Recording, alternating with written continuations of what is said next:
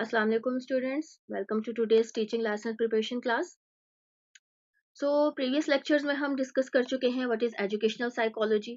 ठीक है, उसकी कंप्लीट टर्म को हमने डिफाइन किया, ब्रीफली अंडरस्टैंड किया. एजुकेशनल साइकोलॉजी के हवाले से कुछ लर्निंग थ्योरीज हैं हमारे पास, बिहेवियरिज्म, कॉग्निटिविज्म, कंस्ट्रक्टिविज्म, ह्यूमनिज्म. इन सब को हमने ब्रीफली स्टडी किया with the help of classroom examples and from our daily life कि ये किस तरीके से अफेक्ट कर रही हैं. इसके साथ साथ हमने कुछ जो डिफरेंसेस हैं, basic difference between educational psychology and psychology, ये डिफरेंस हमने स्टडी किया.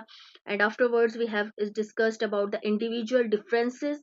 एजुकेशनल साइकोलॉजी में इंडिविजुअल डिफरेंसेस को किस तरीके से रिकॉग्नाइज किया जाता है.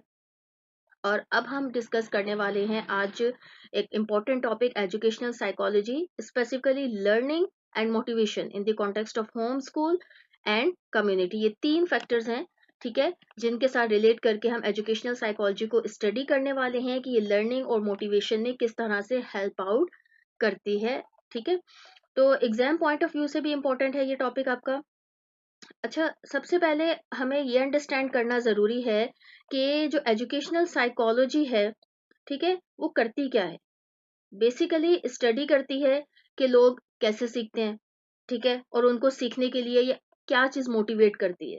ठीक है, ये नॉलेज क्या करती है, टीचर्स को हेल्प करती है अपनी क्लासरूम प्रैक्टिसेस को इम्प्रूव करने में, और डिफरेंट के प्रैक्टिस को इम्प्रूव कैसे करना है, स्टूडेंट को मोटिवेट कैसे करना है, अपने एक क्लासरूम एनवायरनमेंट को एक हेल्दी एनवायरनमेंट किस तरीके से बनाना है, इंडिविजुअल डिफरेंसेस को बच्चों ने किस तरह से अपनी क्लास के अंदर इनकलकेट करना है. तो ये तमाम चीज़ें हमें किससे लर्निंग मिलती है यहाँ पे, एजुकेशनल साइकोलॉजी की हेल्प से.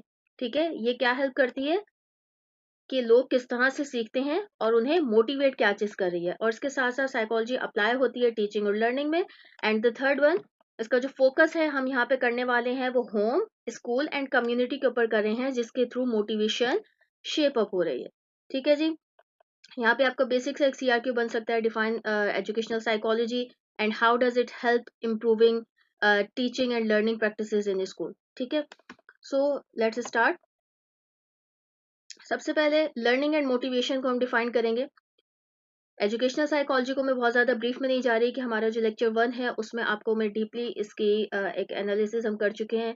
अगर आपको ये टॉपिक क्लियर नहीं है तो आप अगेन वो लिंक ओपन करके अपना टॉपिक क्लियर करें. सबसे पहले आपने एजुकेशनल साइकोलॉजी की थीम को समझना है, then you move towards the next one. Okay जी, learning and motivation. Learning and motivation में डेफिनेशंस में अगर हम देखें, सबसे पहले लर्निंग, ठीक है जी, learning means a relatively permanent change in knowledge, skills, attitudes और behaviors. ठीक है, जो एक्सपीरियंस और प्रैक्टिस से